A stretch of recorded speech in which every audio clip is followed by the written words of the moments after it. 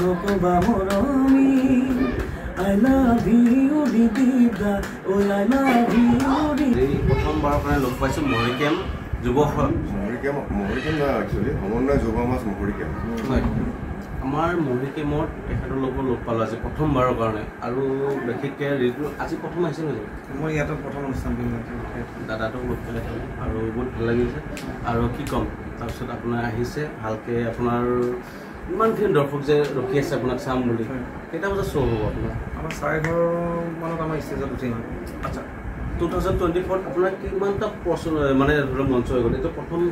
কেই নম্বৰ হ'ব এইটো আপোনাৰ হ'বগৈ 7-8 নম্বৰমান হয় আৰু আপোনাৰ মঞ্চ মানে কিমানটা বুলি এতিয়া কৰিব পৰা নাযায় কেলৈ আপোনাৰ অনুষ্ঠানবিলাক বুকিং এতিয়াও হৈ আছে এইবাৰ ইলেকশ্যনৰ কাৰণে কিছুমান অনুষ্ঠান অকণমান দেৰিকৈ কিছুমানে সিদ্ধান্ত লৈছে আপোনাৰ এতিয়া নিক নেমটো কি কওকচোন আপুনি মানে দৰ্শক কৈ আছোঁ মোৰ নিক নেম নাম ধেৰ হ'ল মোৰ ৰিদিপ জৰাধৰা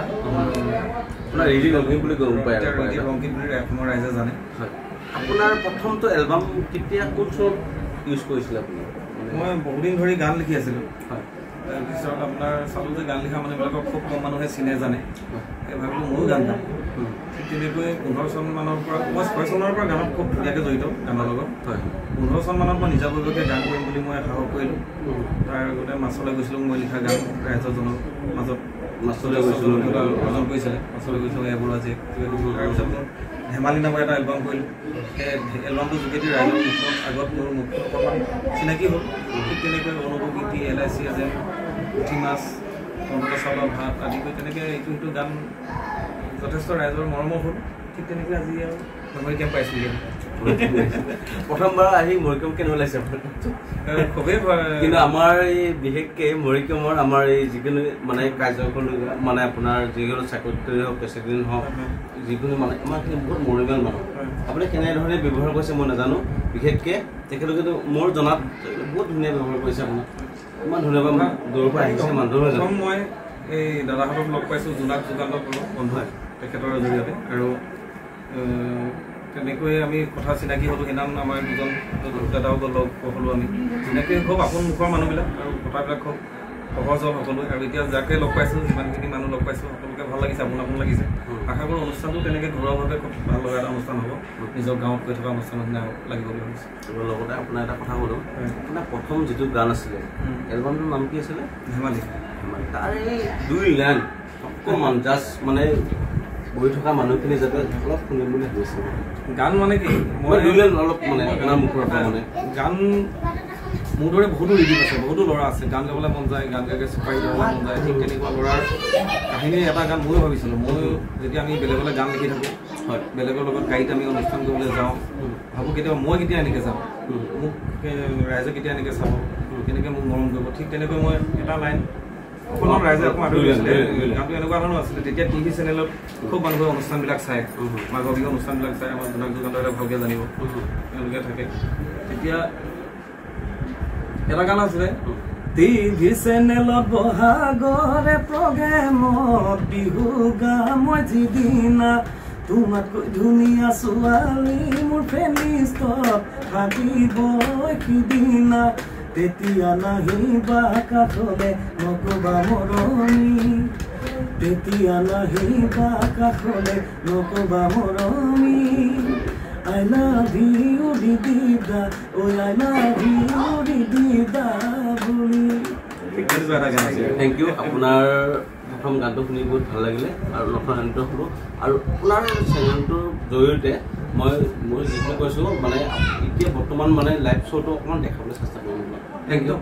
ময়ো তোমাৰ জৰিয়তে মানে ৰাইজলৈ মই আন্তৰিক মৰম শ্ৰদ্ধা জনাইছোঁ সকলোৱে মুখত হাঁহিৰে বিঙি থাকক অনাগত দিনবিলাক প্ৰায় কামনা কৰিছোঁ ধন্যবাদ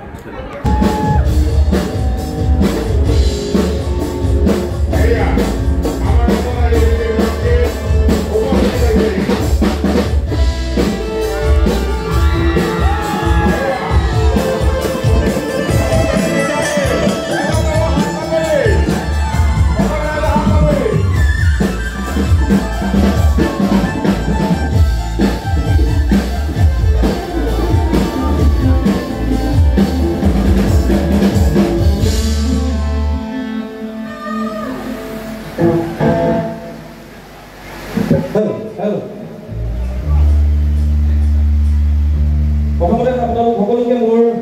আন্তৰিক মৰম শ্ৰদ্ধা জনাইছোঁ, বিহুৰ ওলগ জনাইছোঁ। বতৰটো কথা গম পাইছে, আমিও বহু আগতে পালোগৈ অনুষ্ঠান কৰিম বুলি, আৰু দাদাহঁতক খুব আন্তৰিকতাৰে আমাক সকলোখিনি সহায় সহযোগিতা আগবঢ়াইছে, আৰু তেওঁলোকেও আমাক যেনেকৈ আগবঢ়াই দিছিলে, কিন্তু কি কৰিব বতৰে আমাক অকণমান বাধা দিছে। কিন্তু অনুষ্ঠানটোৰ বাবে এটা জোৰকৈ হাত চাপৰি দিলে প্ৰথমতে ভাল লাগিব। এইফালে সদায় যাওঁ, কিন্তু এইটো অনুষ্ঠান জেগাটোত মই সোমোৱা নাই, যেনেকৈ অনুষ্ঠান কৰা নাই এইটো গাঁৱৰ লগত, আৰু আজি আপোনালোকৰ লগত চিনাকি হ'বলৈ পাই খুবেই ভাল লাগিছে। কিন্তু বহু মানুহ দেখিলোঁ, কিন্তু এতিয়া বতৰে অকণমান মানুহবিলাক খেদি পঠাইছে, কিন্তু তেনেকুৱা হ'ব নালাগে। এতিয়া লাহেকৈ আমি যিসকল থাকিম, আমি সকলোৱে খুব একেলগে নাচিম। উকিলা হৈ যাব লাগে সকলোৱে।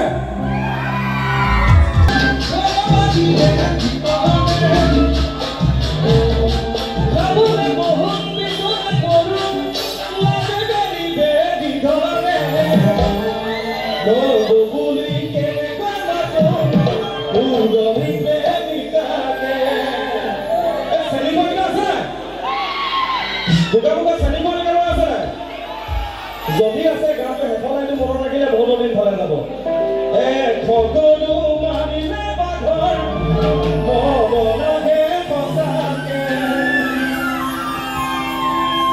আৰু এতিয়া পুঠি মাছ উজোৱা বহুত ধুনীয়া দি আছে, গতিকে খুব নাচিব লাগিব সকলোৱে।